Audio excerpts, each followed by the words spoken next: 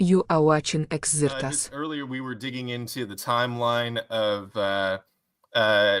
fiat currency. I think you brought up Right. Roosevelt and how the tax code started to change right around that time, but also not only the structure of the money, what it was based off of, and how it was taxed, but our country's relationship with technology changed right around that time as well.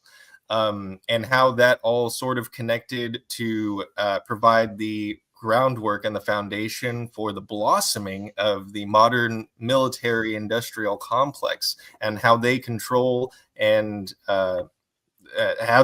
technology and the stream at which it becomes commercially used. Sorry, started to get a little RFK Jr. there for a second. Yeah, but that idea that the Depression really made it so people relied on the state in a way that they hadn't before, and forced you to nationalize a lot harder. It's called consolidation. Consolidation. Social security. I was just quoting Deus Ex. It's called consolidation. Yeah, so the topic is tax evasion. How do we evade taxes so that we don't have to give up our money? We have to start a black military. Yep. And we use the taxes and never pay them. I think you just have to incentivize with the government that it finds better ways to make money, and that it's ensured the capacity to control the state enough so that it doesn't feel the need to both make its money. If the first reason is so that it shouldn't have to make its money off a populace, it should be able to make its money as a corporation or the owner of corporations, the benefactor of corporations. China's done this by having, and Gorbachev had worked on these plans as well, where you had free enterprise in the country by all sorts of corporations, which could be guilds or Gewerkschafts or any kind of thing you want like that. And then those union or corporations, they would still have to pay the state in some way, or the state would own a part of the corporation. Right. So in China, it's like 51% of the corporations are owned by the state, but they're essentially silent partners, except not really, because the state implies all sorts of corporate social responsibility laws. So then the people who work at the corporation aren't going to want to jump out of windows, the way that they do for Apple. Right. But that's like the goal, is like they try to make it so it's like bearable to work in a corporation like that, which is mediating the corporation and also benefiting the state. And then the state's making money off of that. And it doesn't need to do income tax, right? Because but then the problem with that is how much are people being paid? But then again, if people don't need to be paid nearly as much because you have all these social services and infrastructures, like you don't need to own a car. If like trains are taking people everywhere all the time, that would any place you would go, these are where the restaurants are. This is where the housing district is. There's not a lot of problem, at a certain point. People would buy into it more easily if they were educated. Oh, there he is. Look at him. He's naked. There was also. Were you at the beach? Sorry. Were you at the beach swimming? Tell us about your beautiful day. Can we get a shower? It helps my back feel a lot better. Sometimes I get back pain because I'm old now. All right. But Andreas, back to what you were saying before. Wasn't there also like the opposite philosophy where it's like, if you're an American citizen, you're already a shareholder in like the biggest conglomerate in the world, which is America. So why not give them like a dividend? Like every month, everyone just gets a check as a shareholder of America. Totally. And that's the way empires work. Yeah, so empires. I've always thought that concept. I've always thought that there's all this oil or whatever, and all these oil companies, like what, but like I'm a citizen where the oil is coming from, right? So where's my oil money from my land that I co-own? Not to us. Yeah. Norway and Denmark does that. Norway and Denmark gives money to their citizens. Like that's as much my oil as it is the corporation that pulls it out of the ground, because they're pulling it out of my ground. Right. So where's my money? That's just theoretical. That's why a lot of countries. I think we're all owed a little bit of a check from that oil. You know what I'm saying? Just a little bit of one. Communism. I don't know how big of one. No, man, it's called groundunism. You're so close. You're so close. It's called landunism. Landunism, bro. Sure, I'm one of those. It's like I'm one of those. it's like You got it. Fuck yeah. communalism. Yeah, you it's could almost call like it. a communal fund, right? Communalism. Yeah. Communalism.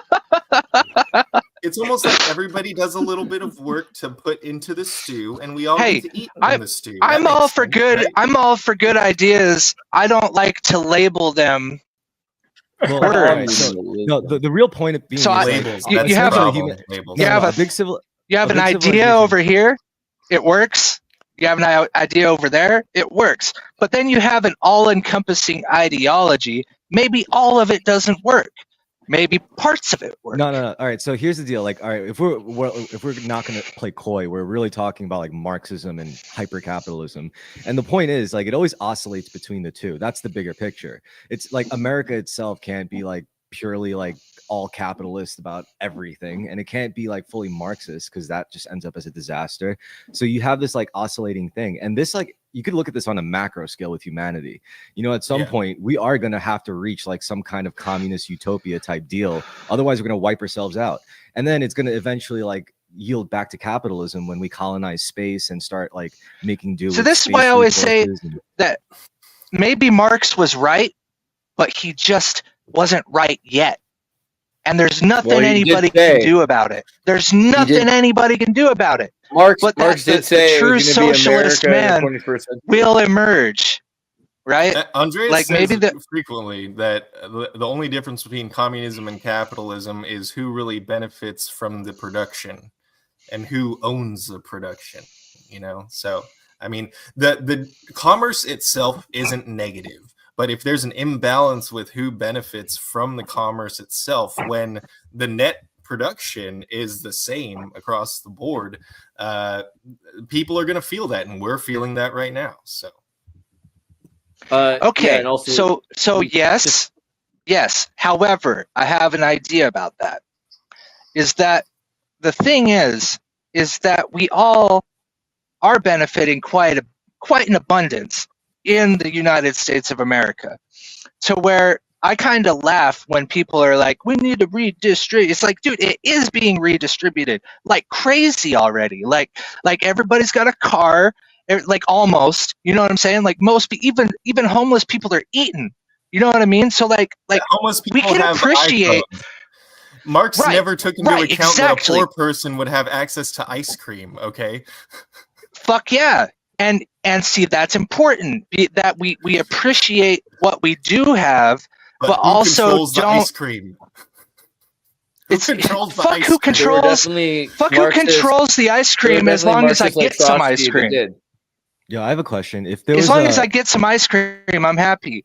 The No, problem Colin. is And that's that the problem. if people could be making more at the companies they're at, then they should be making more at the companies they're at. But we don't need to reinvent the entire wheel. That's my current philosophy. Yeah, I have a question for all of you. If we suddenly Transparency. introduced radical life extension to humanity, where if we suddenly made it so people didn't die till like, I don't know, 500, maybe 800 years old, or maybe longer, like, do you think that would be immediately like a good thing for humanity, or do you think like things would spiral out of control and we'd end up killing each other in global warfare Yeah. over this? Two subjects had that I the know that Kurt infrastructure- cares about: American ahead. Marxism and death. Death. No, everything, you can see it as a transfer of energy and a remixing of everything. I'm 34, so by ancient tradition, right now I should be dead. But you know, we live very secure lives, and so yeah, it's. I think, you know, death is such an integral part of the life process that it's hard. You need to have a relationship with death. You know what I mean? Not be suicidal. But when you just extend life inevitably, we're already seeing problems with people living to, you know, extreme old ages, because it's like, or take like the whole concept of children of the corn and like do the inverse of that, and you see all the potential consequences that can come from the inverse, and life is constantly mediating itself. And so in order for life to mediate itself, it needs that constant process of death and rebirth. So if you have nothing but sustainability, you kind of ruin both ends of the spectrum at the same time. So it's like, yeah, it doesn't seem like it's a goal that would ever come about without, severe consequences. Maybe we're misjudging our limitations as people. I don't know, because, I don't know, maybe you could make ecosystems on like other planets and stuff, because, the sun is this big, powerful thing. But you also need, enough, you need enough, biology sustaining matter like water in order to do so. And it's just like the logistical problems just increase tenfold the more you think about it. So the one solution is maybe just be happy with what you got here. I don't know, but we've decided we're not just happy with what we have as a society. We need to constantly pursue more. I watched season 2 of Squid Game. Great. It was great. It was awesome. A lot of parallels, I think, came from that one, and people, essentially voting to murder each other for money. Yeah. It's kind of shows that I think the death penalty and capitalism, or not capitalism, and democracy actually are incompatible.